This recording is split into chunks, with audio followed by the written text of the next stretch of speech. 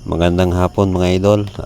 Samahan nyo akong manguha ng labong para na ay pang ulam mamayang gabi. Kasi maraming mga labong ngayon dahil una ng ulan. So let's go mga idol sa panguha ng labong.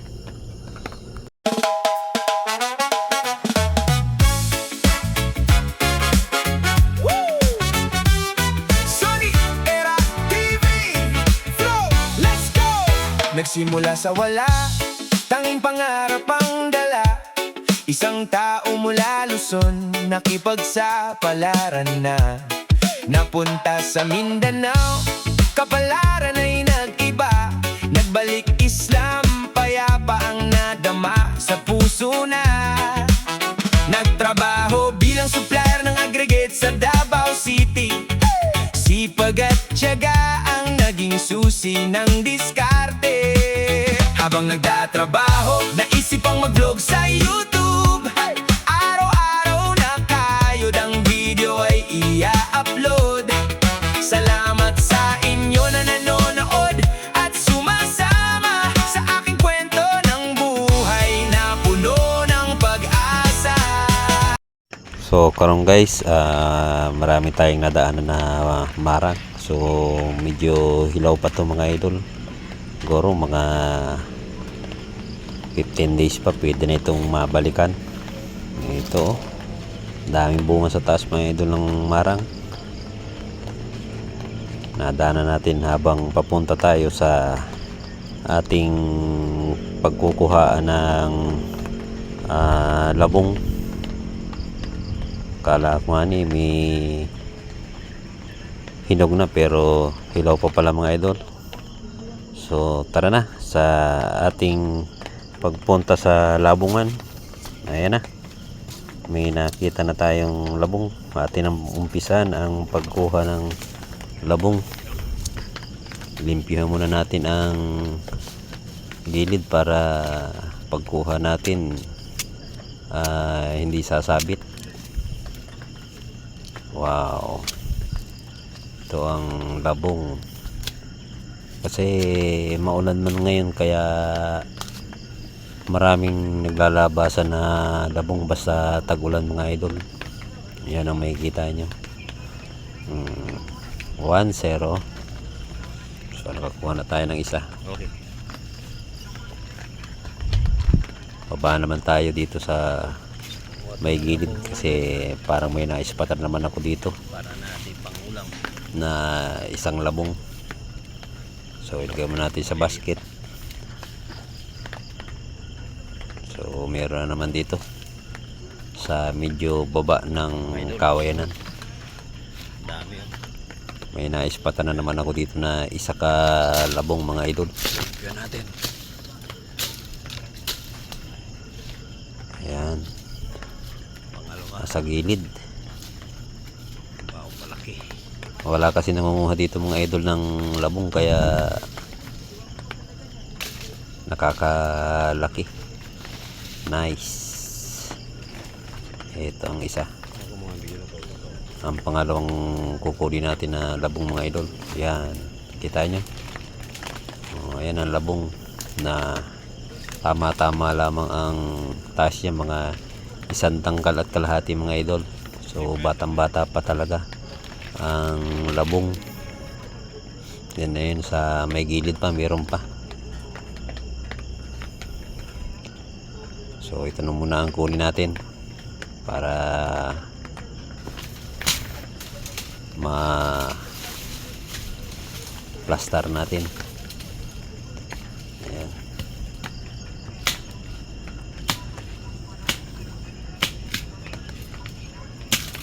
Nice. Mahirap lang magkuha ng labong mga idol. Yan, 2-0.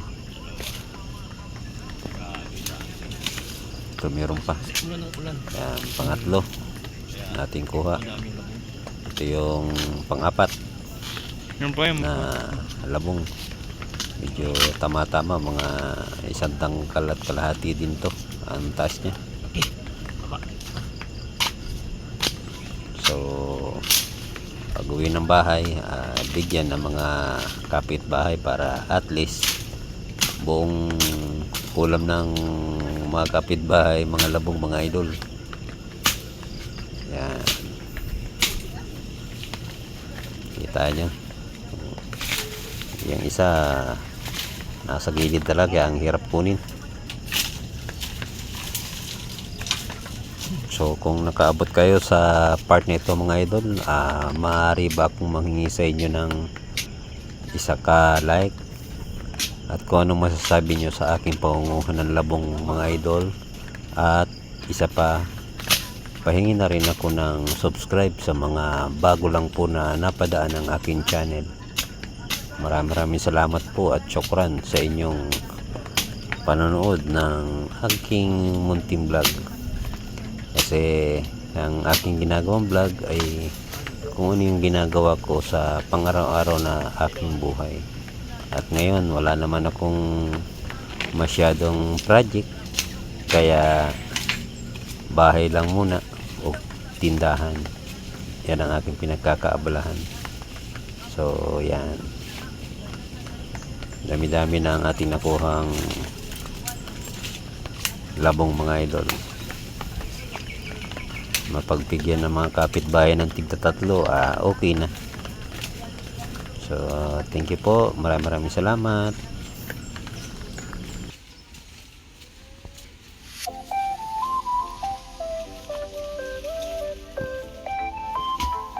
Welcome to my channel, Sunny Era TV Vlog.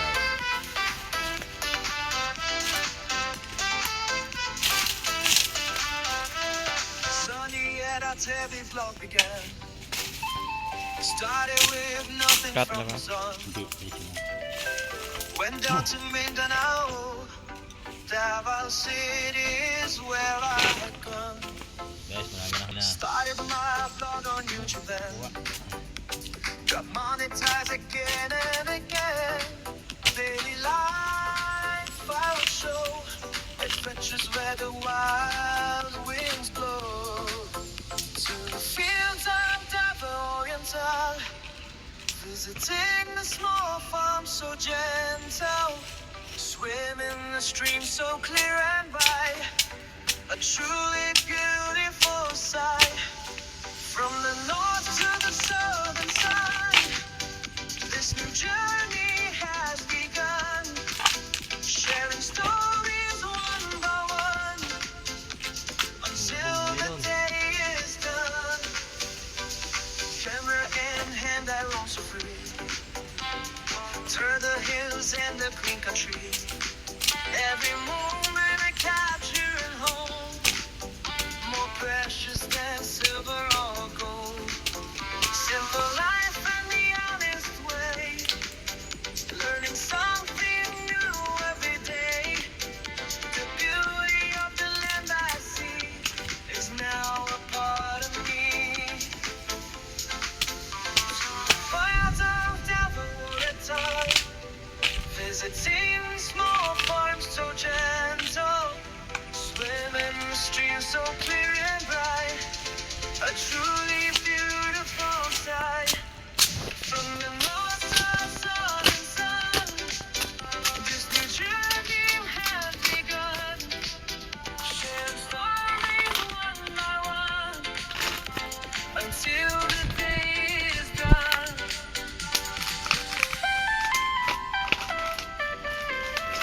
Please like, comment, subscribe to my channel, Sunny Era TV Vlog. Thank you and syukran.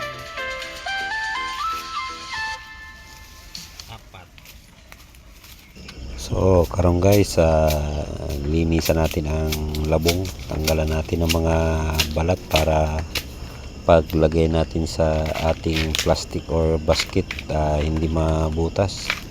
Kasi matilos ang dulo ng labong mga idol, at saka makati.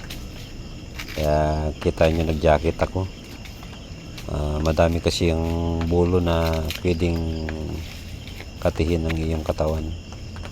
So yan, tanggalan natin ang mga balat niya para lumabas na mismo yung pinaka ubod ng labong mga idol. Kasi lulutuin din man yan kaagad, kaya atin ang pansamantalang lilinisan. Sa bahay na lang ang pinaka finish pag luto ng labong. Samahan ko ng isda at saka gataan mga idol. Ayan ang masarap na luto sa ating kinuha na labong. Ayan, madami rin kasi ito nakuha natin dito sa area na to mga idol na labong. Isang area lang to na punuan na ating pinagkuhaan. So kung makalipat ta sa kabilang side, baka mas marami pa, kasi itong area na ito mga idol, maraming mga kawayan dito. Kaya pagdating ng tag-ulan, hindi ka na problema sa pangulam. Kung gusto mong kumain ng labong, maka kain ka kaagad, kasi manguha ka lang, meron na. Nakaraan kasi hindi ko lang na iba-vlog, parati kasi ako nangunguha dito ng labong, kasama ko si Sanjel, kaya siya ngayon nag video sa akin. So tama-tama nadala ko rin man ang cellphone ko. Ayan, malinis na ang labong mga idol na ating kinuha. Ilagay natin sa sako para pupunta naman tayo sa kabilang area. Madami-dami din ang nakuha natin na labong dyan sa unang part ng kinuha natin ng labong mga idol. So punta tayo sa kabila, ito naman tayo manguha dito sa Kabangkawayanan. So yan, dami pa. Meron ng labong na namataan, kunin naman natin mga idol. Yan o, dami na nakalagay sa gilid. So yan, dumaan pa idol ang eroplano. Oh, lakas ng tunog ng eroplano. Kasi itong area namin, malapit lang din kasi sa airport ng Davao City mga idol.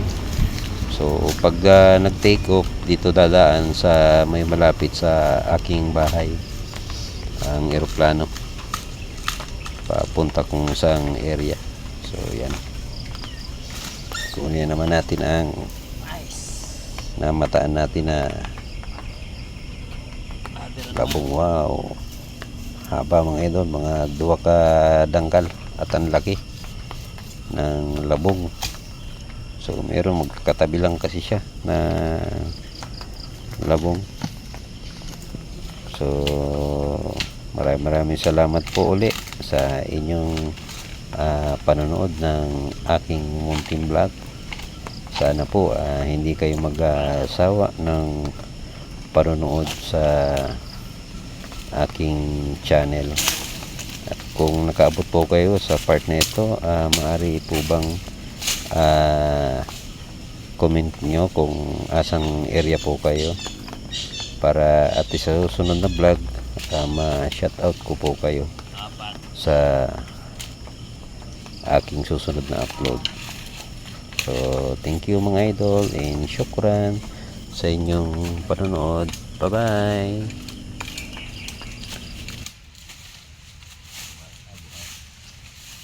Bago lang pero mataba.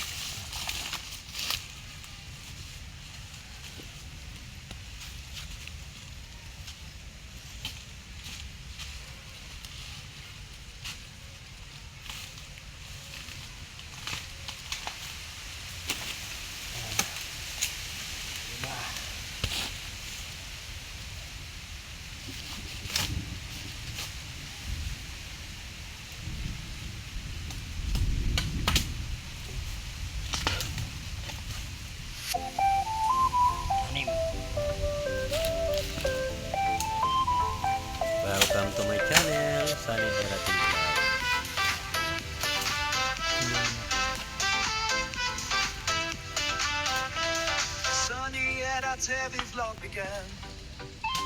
Started with nothing from the sun. Went down to Mindanao. Davao City is where I had gone. Started my vlog on YouTube then. Got monetized again and again. Daily life I would show. Adventures where the wild winds blow.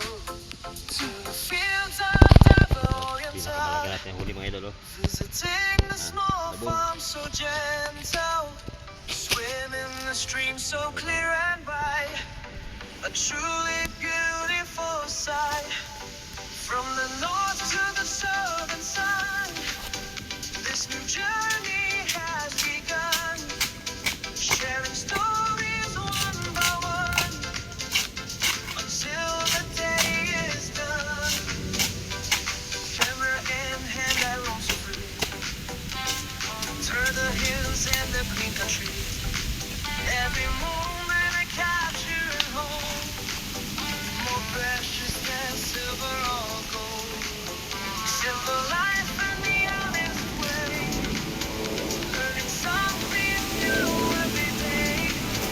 The beauty of the land I see is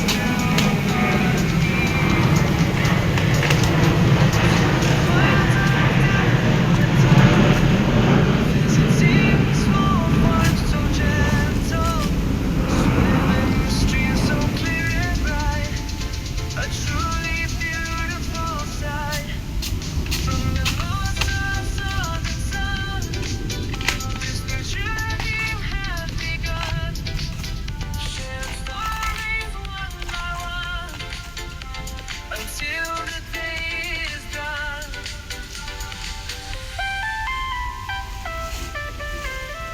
Please like, comment, subscribe to my channel, Sunny Era TV Vlog. Thank you and syukran.